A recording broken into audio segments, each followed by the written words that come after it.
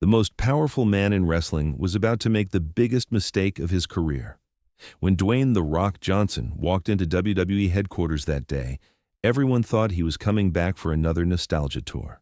They had no idea he was about to declare war on the entire wrestling monopoly. "You think you own me?" The Rock's voice echoed through the boardroom as he stared down WWE executives. "You think because you made me famous, I can't destroy you?"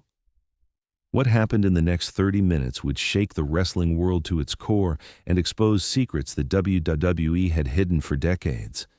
Before we dive into this incredible fictional story, smash that like button and subscribe for more shocking tales of hidden power battles.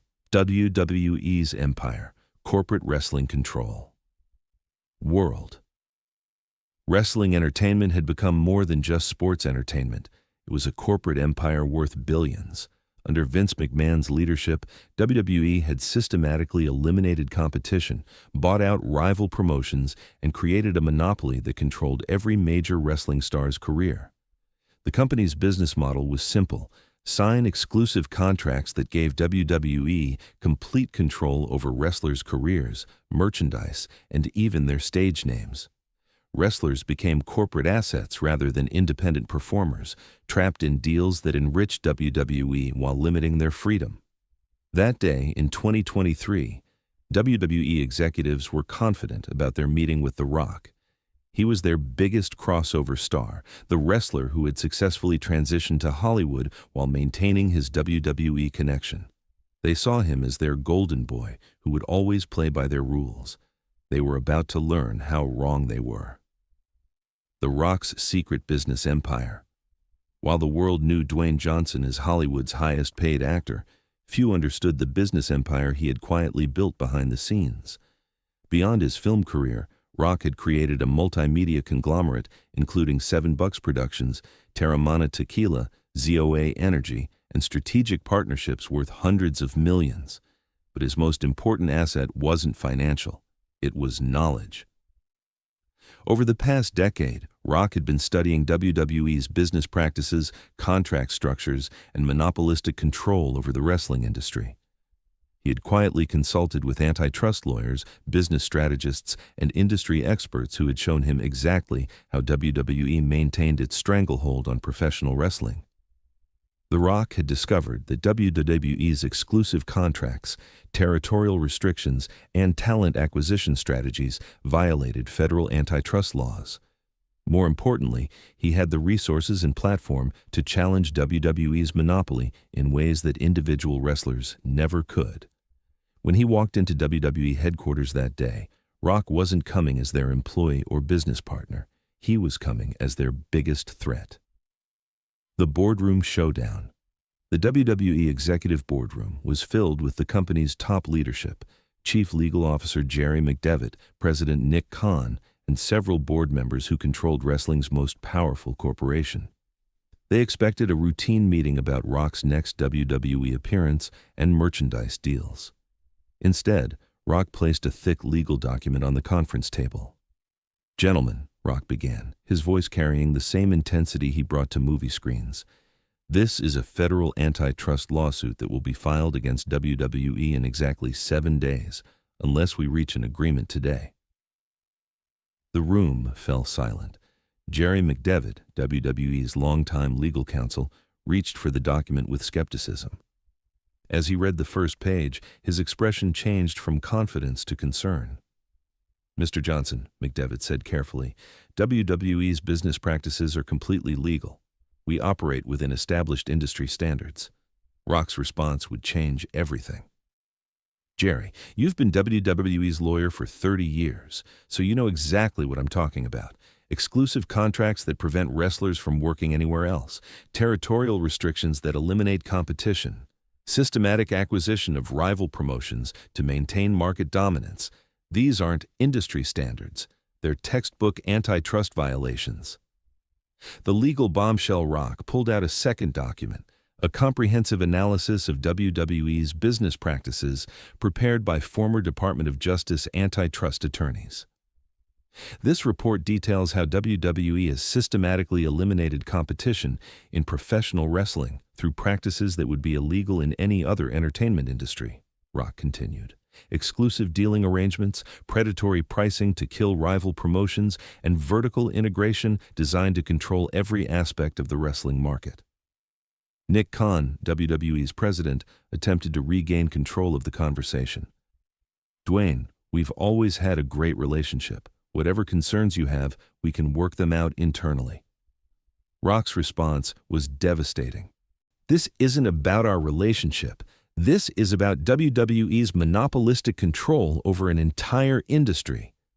Did you know that WWE controls over 90% of televised professional wrestling in North America? That level of market concentration would trigger antitrust investigation in any other business. Rock then revealed information that stunned even WWE's executives.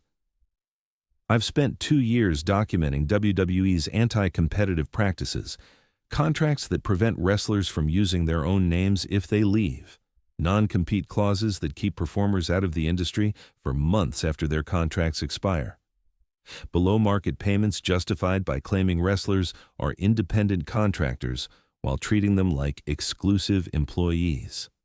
The business strategy revealed. As Rock continued his presentation, it became clear this wasn't an angry wrestler's emotional outburst.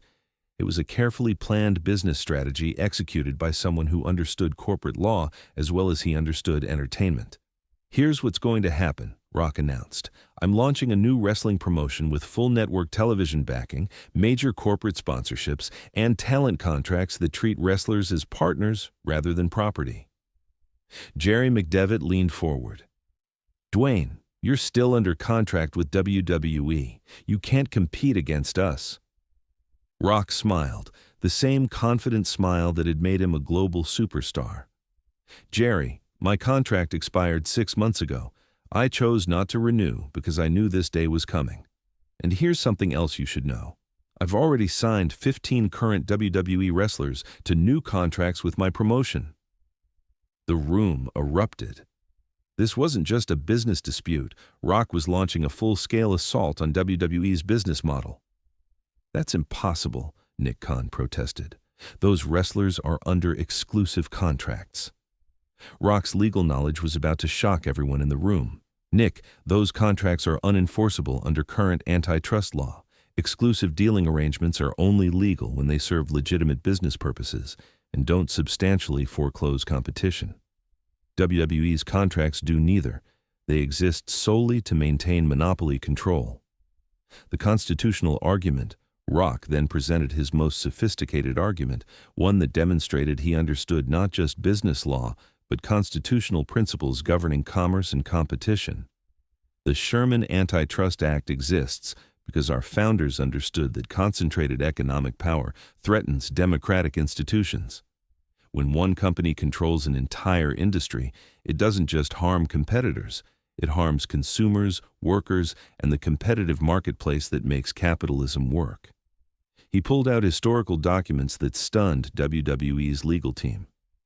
Wrestling was built on territorial competition between regional promotions. Fans got better products because promotions had to compete for talent and audiences.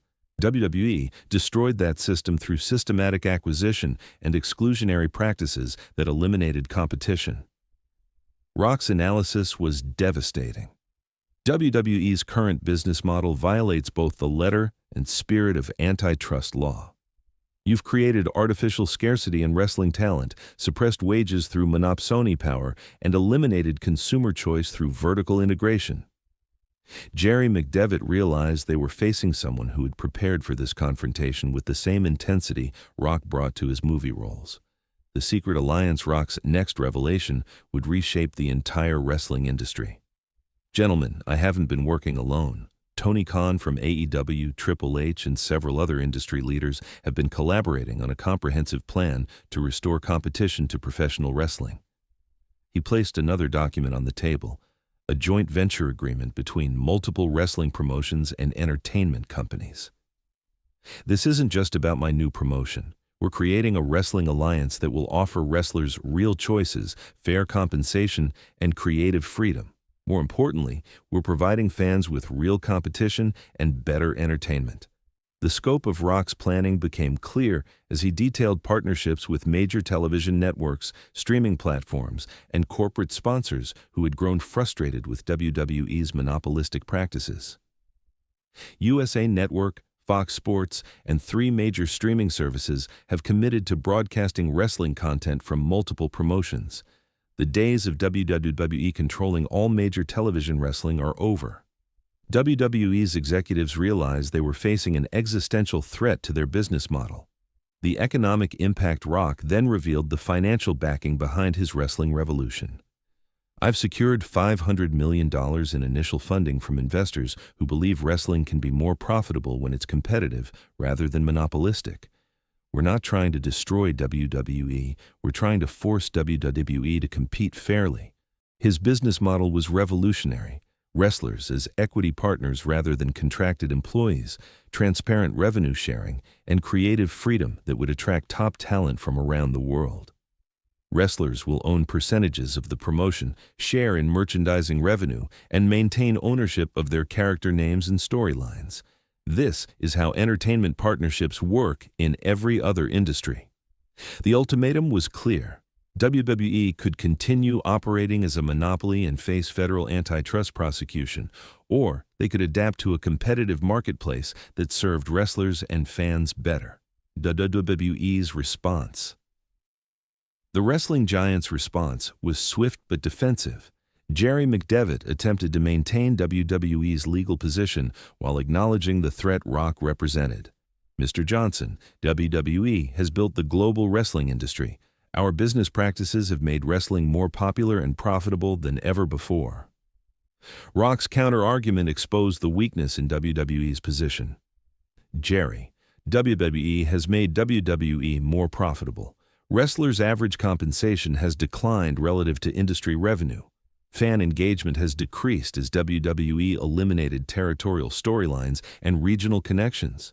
You've optimized WWE's profits by extracting value from wrestlers and fans."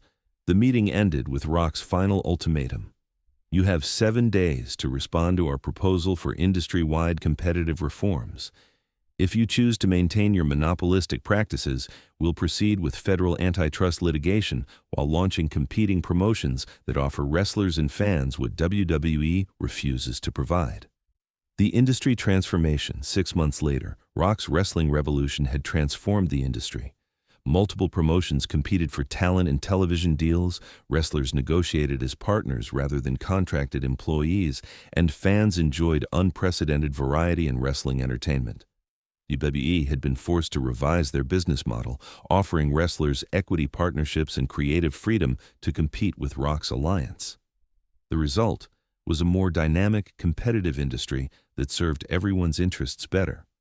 Rock had proven that even the most entrenched monopolies could be challenged when someone combined business knowledge, financial resources, and the courage to fight for systemic change. The wrestling world learned that The Rock's greatest strength wasn't his physical power or entertainment charisma. It was his understanding of how business and legal systems could be used to create positive change for entire industries.